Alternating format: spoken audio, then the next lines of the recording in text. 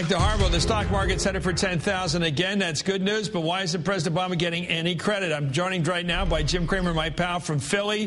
Philly won last night. We certainly hope in the interest of America they win tonight. He's the host of CNBC's Mad Money and the author of a new book called Getting Back to Even. Well, I guess the big question I would have, Jim, if you had to look, say, 5-10 years from now, looking back to now with the clarity of history, does Barack Obama deserve credit for, A, avoiding a second Great Depression as he came into office with a strong stimulus of almost $2 trillion in fiscal stimulus, huge printing of money, the bailouts, etc.?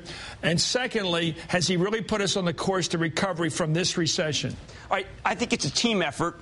Chris, first of all, Ben Bernanke was late, but really went into high gear, and the transition from Bush to Obama was really saved by Bernanke's actions. Second, Bernanke did a good thing, but also Tim Geithner did a good thing. And you could argue, well, Tim Geithner is totally Obama's man.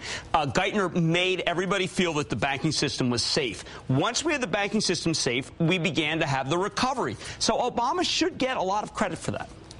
Well, you know, when the politicians wag and the right wing goes after them, as they do, that's the way politics works, they say bailouts, bailouts, bailouts, as if there's something wrong with the guy. They say deficits, deficits, deficits, as if there's something wrong with the guy.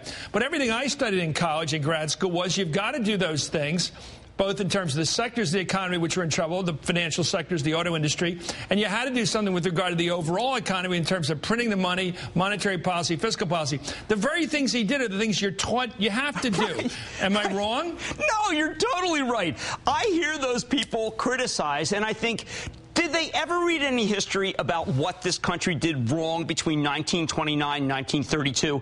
This was exactly what these pundits are calling for, is exactly what created a multi-year depression. No, I mean, Bernanke, Obama, Geithner, they got it right.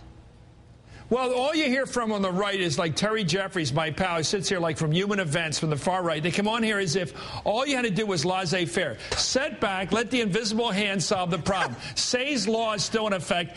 All the markets are going to work. Everything's going to clear. They actually say this crapola so loudly, they must believe it or else they're just desperate. But they do believe that doing nothing was the right answer. Just balance the budget. Dreamers. Let business solve the problem. Here's the hand. It wasn't invisible. It was choking America.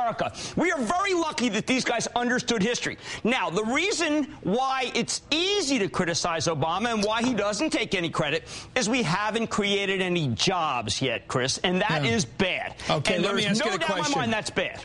Well, let's talk about how we keep score in electoral politics. That's how we keep score. Right. Between now and next summer, when people begin to decide how they're going to vote in the next year's election, will the unemployment rate be coming down by then? Unequivocally. I think that we have seen the peak or are at the peak, and that next year will produce a lot of jobs. I'm very excited about that. Well, we're looking at that peak. We just showed it up there on that card, 9.8%. Do you think it's going to go above double and then come back down or go down from where it's at now? I think we are at the peak or within a 0.1. We are not going to breach 10%. I have my neck on the line on that, but I think, Chris, the jobs are going to be created next year, but we really need more help from Washington. Okay.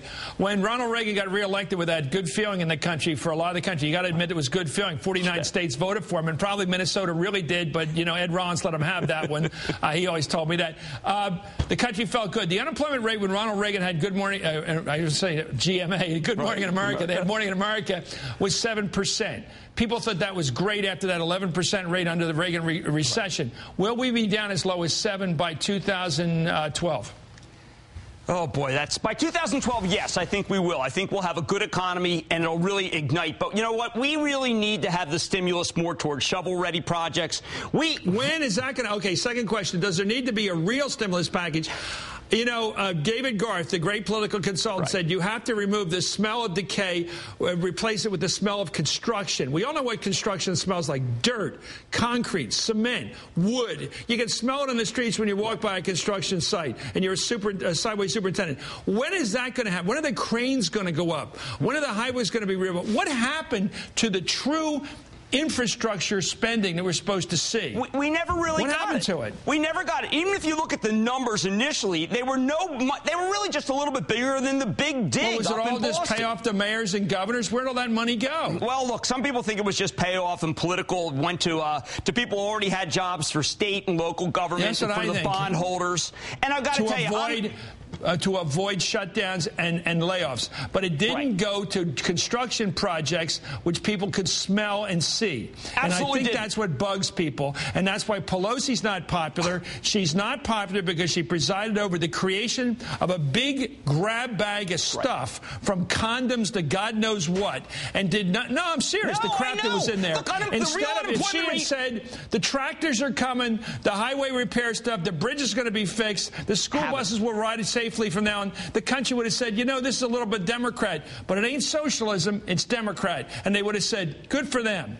We did not. But they didn't do that. Right. We did not get infrastructure. Okay. We're not crisscrossing the country with new highways or pipelines for natural gas. We are not putting people to work. We are still losing jobs. There may be as much as 18% is the real unemployment because if you include the people who have given up. And that's why Obama can't take credit for what's happening. You know what I did back when I was working for Tip O'Neill? The Republicans were yelling against jobs programs, so I called the chief engineer in Peoria, which is the town of the leading opposition leader, Bob Michael, and I said, how many bridges are below code? He gave me the list of the bridges below code, safety code, and their addresses. And Tip O'Neill went out on the floor with that list and read that list of bridges below code, where if school buses went over, there'd be a problem. And you know what? Bob Michael, the Republican leader, decided he better get off the floor for a while. That's how you play politics. Real jobs. What happened to the old Democratic Party of jobs? Anyway, thank you. Oh, thank you, Jim Cramer. Chris. You were right on. And go Phillies.